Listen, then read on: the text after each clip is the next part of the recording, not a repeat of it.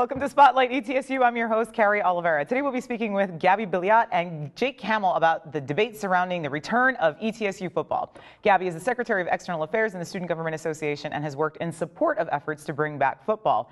Jayke represents the College of Education in SGA and is one of 5 SGA senators that voted against bringing back the football program. Thank you for joining us, Gabby and Jayke. Thanks for having us. So football is kind of a big deal on this campus. I've been on this campus for 5.5 years, and I think the conversation about bringing back the football program has been something that's been in the institution's dialogue since I've set foot here, and I'm sure it has preceded that even. And so finally, weirdly enough, we get Dr. Nolan comes in as our new president, and all of a sudden we have actual motion towards bringing back the football program, but there is not quite the unanimous support for it that one might expect. Students like football. You know, part of the collegiate experience is collegiate athletics, and football is sort of like the hallmark of that. And so in spite of that, there's a lot of controversy surrounding bringing back the football program. And so what I'd like to do is talk to you folks today, sort of representing your SGA positions on the football issue, and see if you can maybe enlighten and illuminate our viewers about what sort of the issues surrounding the football program are. So why do you suppose, first of all, tell me what your jobs are in the SGA. So, Jayke, you're a senator. Yes. What does that mean exactly? I work in the legislative body of the student government, and basically there are 30 of us. There are 30 seats, and we all represent different colleges around campus. We're elected at the end of the spring semester every year, and we come in and serve a 1-year term. And basically what our job is to do is to represent students by writing legislation, by hearing concerns, and voicing the perspectives of the student body as a whole. And how do you know what the student body's perspective is? This is important, particularly pertaining to this issue. So is a senator able to estimate what the student body's perception of any issue is? Sure. I think that a lot of it goes on the power of communication, interpersonal communication. That's what I'm saying. I know that. Preach. There are a lot of good senators that serve in student government, and our role as more or less liaisons or advocates to the students is that we go out and we connect and we collaborate. Myself, I'm involved in a lot of different student organizations. I run a program called the ETSU Diversity Educators, and so through that I'm able to network myself to other students, lots of students, and diverse students. And so that's kind of my platform to use my ability to represent students as their senator. And so a lot of it is word of mouth, but a lot of it is finding representation based on the perspective of others. It's not just what I think, it's what the students think. And so it's really important as senators to be involved on campus and to be involved in a lot of different facets of campus, because there are so many different students involved in different things, if they're involved at all. Right. And so that then makes your job to be networked on campus that much more important if you're going to represent the student body. Right. So excellent. And you are the Secretary of External Affairs, Gabby. And what does that mean exactly? That means I'm a part of the cabinet. I was appointed by President Ahmad last spring to... President Ahmad, I like that. We just call her Ikra usually. I was appointed by her to be the student leader of the semester concerts that's sponsored by the SGA. Okay. So what that entails is just I form a committee to help carry out logistical operations, to help advertise, to help with ticket sales, anything that I could possibly think of that I would need help with the concert. Do you have a vote as a senator would? I do not. Do not? I do not. Okay, so tell me how it is then that you became involved in sort of the advocacy in bringing back the football program. When the issue was brought up that they're going to be bringing back football, I was very, very excited for it, because I felt that that was something that was missing on our campus. So when that was brought up, I told Ikra and Leah, I said, you need help. If you need help, you come find me. I will help you in any way possible. So Leah, who's our VP, and Ikra, our president, they were the ones who were primarily responsible for generating a piece of legislation in the SGA? What exactly did that piece of legislation say? You want to You were more I don't care. I don't actually know, so which one of you can tell me would be fine. More or less, it was a resolution, and what a resolution does is it's more so a declaration of this is what the students want. Okay. And so they put together this resolution. Basically, it was pretty broad in that sense. It was more or less a formal declaration saying yes, the students want football to come back. Okay. And included in that, of course, being the fee increase and some of the other logistical aspects that come along with football. Right, which there are many of, right? So we have to fund the football program, like the building of facilities, the hiring of staff, the recruitment of athletes, and whatever else. And I can't even imagine what else would go into the building of a football team. And so the SGA legislation the resolution accounted for all of those things? Like, basically, did it say, with the recognition that there are these things that need to be done, the students are wanting football to come back to campus? Is that basically what the long story short of the resolution was? Yeah. Okay, awesome. And that passed? Yes. That was a big deal. It was a very big huge deal. deal. That was a huge Very big deal. Okay, so before we talk about how big a deal that was, no, you know what? Let's talk about how big a deal that was first. Because that happened, and then it was on the front page of the East Tennessean, like, oh, backlash about the student vote, or the SGA's vote on this resolution. My understanding is that there were a couple of like student government representatives who were like very hostily communicated with by members of the student body, and like threats were made, even like of violence and whatnot. And I don't know, I couldn't corroborate any of that, but this is a rumor that I hear. So the point I'm trying to make is that there was a really like strong emotional response to this whole thing. Where do you suppose that came from? Why? I believe it was probably the fact that the $125 fee increase. They see that's more added to their tuition, so of course any kind of tuition increase they're gonna get a little feisty over.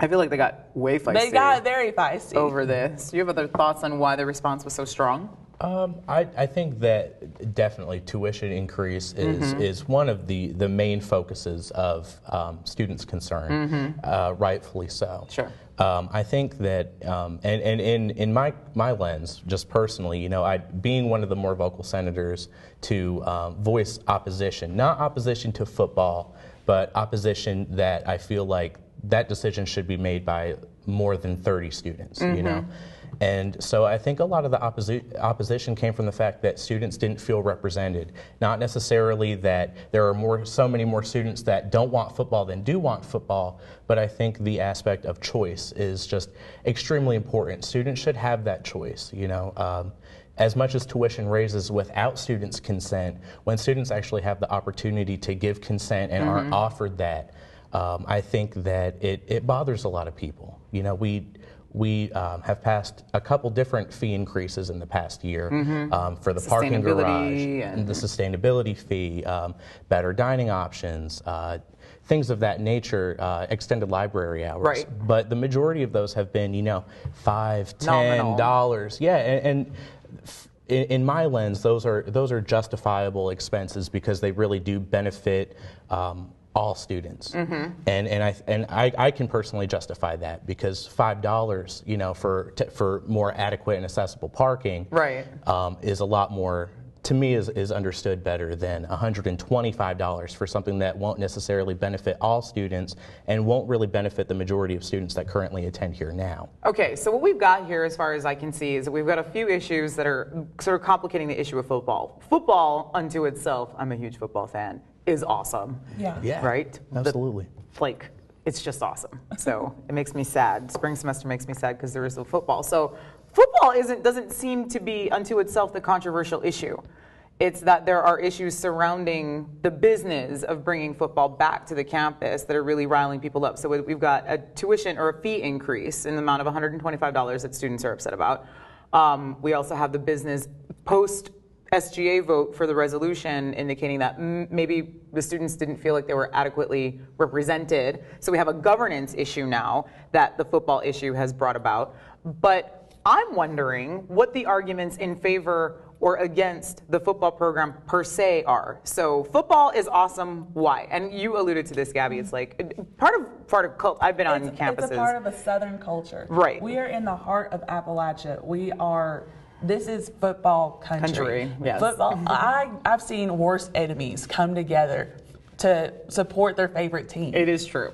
It is true. And so you feel like, how do you feel like that's undermining the growth or development of culture at ETSU? Why is that a problem that we don't have a football program? I mean, yeah, we're in the heart of Appalachia. We're in football country. We don't have a football program. So what? I wasn't here when football was taken away, but I did hear about, my uncle went here, and he's an alumni, and he was very upset. Even though it was taken away, he's still a big ETSU supporter. However, he really wants football. Like, he wants to come back to his alma mater and be proud of something that's going on right now. Right. So I think that it's more than just football. It's bringing a community together. It's bringing current students, prospective students, alumni, and people just in the community who never really thought about ETSU. Right. Coming together for that common bond to have fun on a Saturday. Yes. Well, I went to the University of Hawaii for my undergraduate and master's programs, and I would say I don't know what percentage of the population in Hawaii has ever been to UH, but it's the only state collegiate institution in the state, especially on Oahu. But the stadium is full of UH fans in their green shirts and screaming. We used to be the Rainbows, we're not anymore. It was Go Bows. And like screaming, and people just have an affinity and attachment to the university because it's representative of the state in, collegiate events across the country. And so I get that that's important. Is football the only mechanism by which we can create that? I think is partly because of the expense associated with this, right? So we have, what's his name? Phil Fulmer now is just hired. My understanding, according to the East Tennessean, is that he's being paid for 4 months of work, $30,000 is what I understand his payment is to be for his consultation services to sort of like help us create the infrastructure, the plan for the infrastructure to bring back the football program.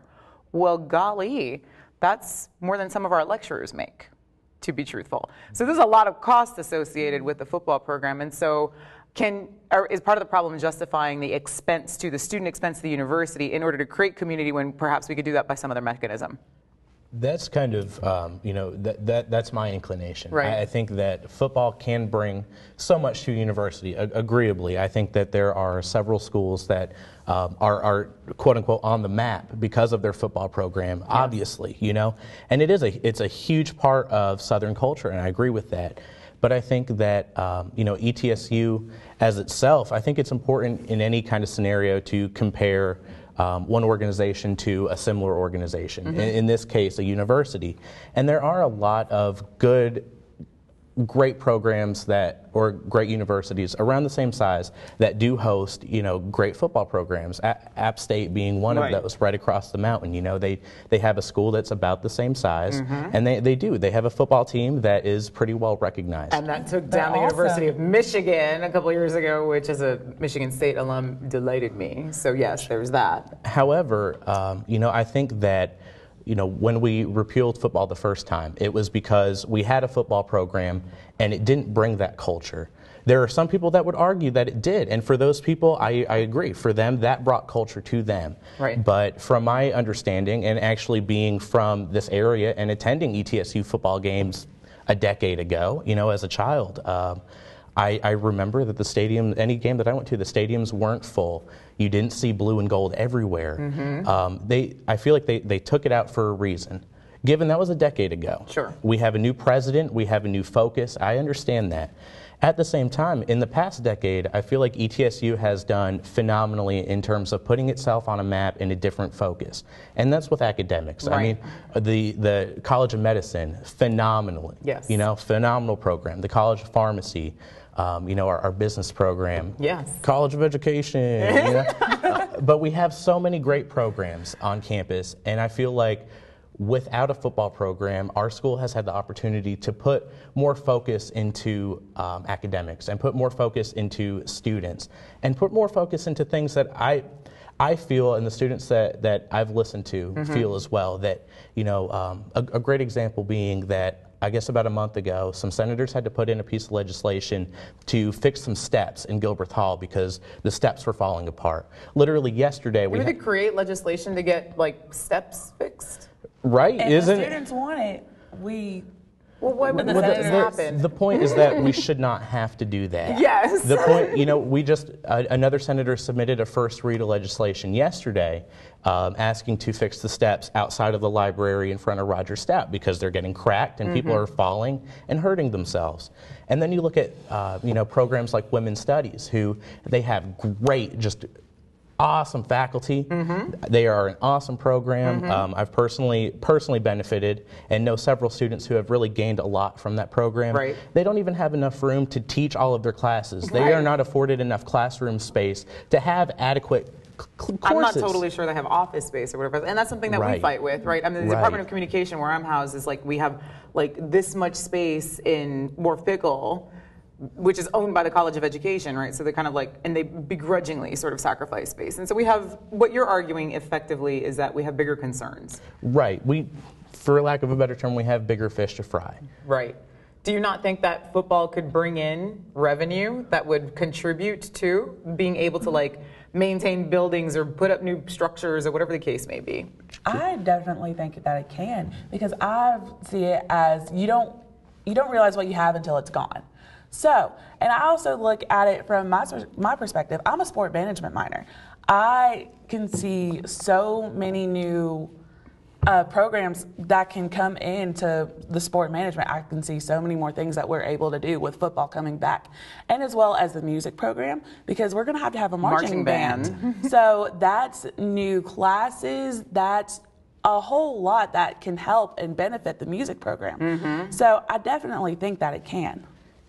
That being said, and in condolence, with bringing football back and keeping up with Title IX regulations, Yes. of course, there will be a large increase of women's athletics too. Right. That's phenomenal. I think that some programs will benefit from football. However, again, I see it in the context of, it's the word I'm looking for, like. Something with words, letters in it, I don't know. I see it as, again, going back to the issue of we have a lot of great programs already without football.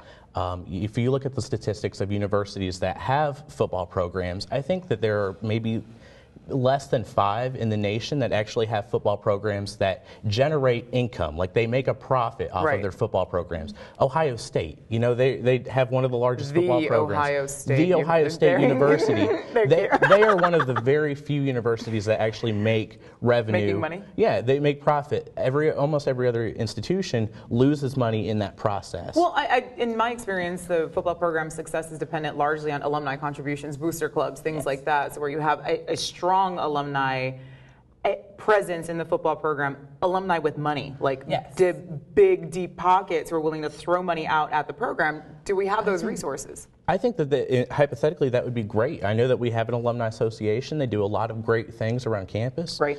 But the difference between the current students and alumni is that students have to pay $250 a year for this football program. Alumni have the option. They get a letter in the mail. Hey, do you want to donate $50,000 to football? Even $250. No, you know what? I'm going to donate $250. If that. Right. I am not sure what those numbers look like in terms of the amount of ex-students we have in the Alumni Association as opposed to the amount of alumni that would actually contribute to the football program. Sure. I think that may be significant, but again, it goes back to the issue of this program is getting put on the backs of the students who already currently pay tuition. Okay, that makes sense. So I was talking to a faculty member in public health, and apparently, I believe it's going to be next academic year. I don't remember the number. Anyway, the public health students, I don't know if it's for all their classes or certain classes, they're going to be charged an additional fee for they're trying to refurbish their labs and things like this, and so they're passing some of that cost on to the student by adding, I want to say something in the neighborhood of like $50 per credit hour. So now you're paying $150 per class times what a full load is 15 hours. And so I don't know I can't do the math in my head, but you're talking about a substantial increase in fees for students in public health. So part of, I think, Jayke, if I understand your objection correctly, is that current students who are don't have any reasonable expectation of benefiting from a football program, except for the involvement of community and whatever else and what that does to the larger East Tennessee in competition with that other school down the road kind of a thing, because Well, that's another thing entirely. But so really, the students who are going to be responsible for funding the large part of the program initiation are not ultimately going to personally benefit. They're not going to get free football tickets, for example. So that's part of your problem. But at the same time, we have these public health students who are paying now a significant amount of money on top of their tuition in fees to be able to refurbish a lab, which, if you're in your senior year, you're never going to see that either. Right. So is it not expected to some degree that students who are currently enrolled, if I may be so bold as to say, leave a legacy for the students who come next, right? I mean, part of the SGA's legacy, like for example, is that parking structure. It exists now because of SGA legislation.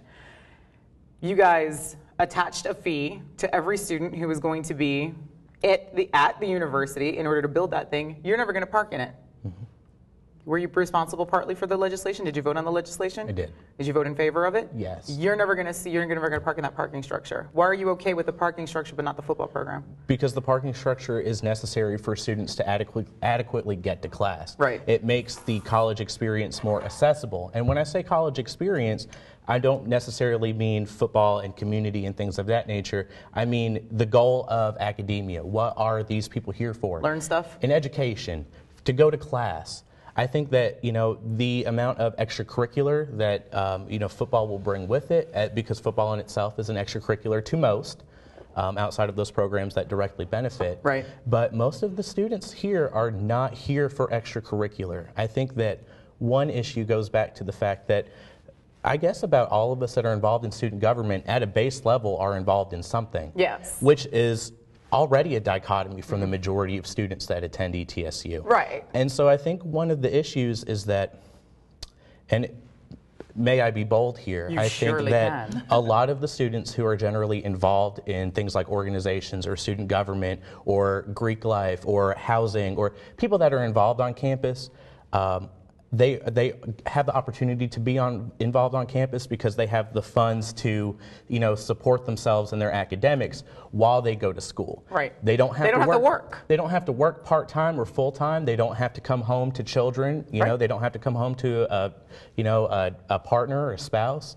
And it's like, I hate to, look at it us versus them in terms of the real world. Right. But I think that a lot of students who are involved on campus sometimes are somewhat jaded in the sense of looking at how privileged they are in comparison to the majority of students that attend here. So an unreasonable view of really how a person is going to benefit from the growth of extracurricular programs on campus. We're in the heart of Appalachia. Right. And whether, you look at the statistics or not, we are primarily a blue-collar, area. We are A lot of first-generation students. First-generation, low-income. Yep. Across the board, that is represented in a lot of students. Yeah. And their accessibility, affordability, and their access to extracurricular is often very limited by outside, circumstances. Other obligations. Exactly. Yeah. Most people are here for an education. They are here for the academics. They're not here to get involved in extracurricular. Well, I imagine, to the point in favor of football, exactly kind of in contrast to what Jayke is talking about, the building of a football program is going to be a contribution to the extracurricular, co-curricular. I completely agree. Opportunities on campus. And while there is a limited opportunity for some folks to be involved in those things, I know that there's a push from the president's office to create more off-hour extracurricular opportunities for students who have kids, bring your kids to the campus for things going on during the weekends and whatnot. But my question to Gabby is, would you argue that the bringing back of football would create a culture, would contribute to a campus culture, which people were more likely to find a way Absolutely. to work involvement on campus into their lives? So yes, I have to come to class, I have to go to work, I have to raise my kids, and also I want to be on campus for this event. Is that part of the argument in favor of restoring the program? Absolutely. How do we think that would work ultimately? Because Jayke makes a good point about, I only have so many hours in a day, and I only have so much money. So how do you see that working? Absolutely. And with the parking structure being a necessity to students learning, I can see football not necessarily helping learning, but it can make the college experience, because I can see the student that does have the family, that does work late hours, who wants to bring their kid to a football game and like say, look, this is where I go to school. Do you see everything that's going on right now? I can see the parent bringing their child to the football game and just having a good time when they're not studying or they're not working or anything.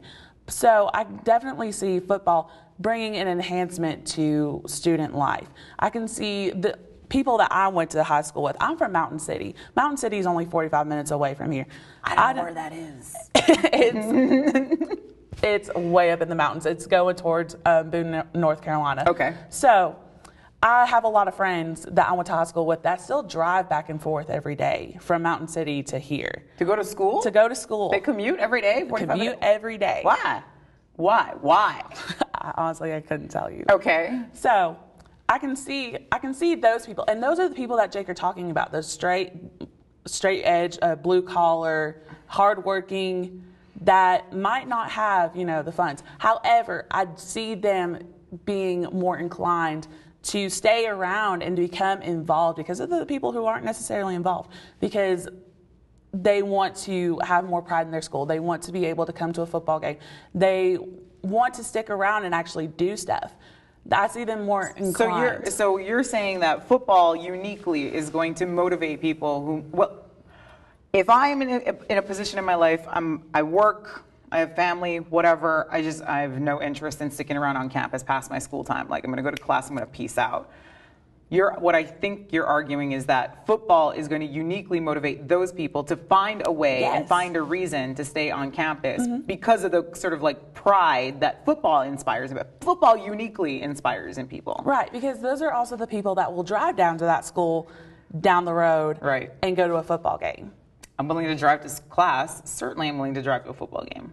Hopefully. One would hope. You have a thought. I can hear you thinking.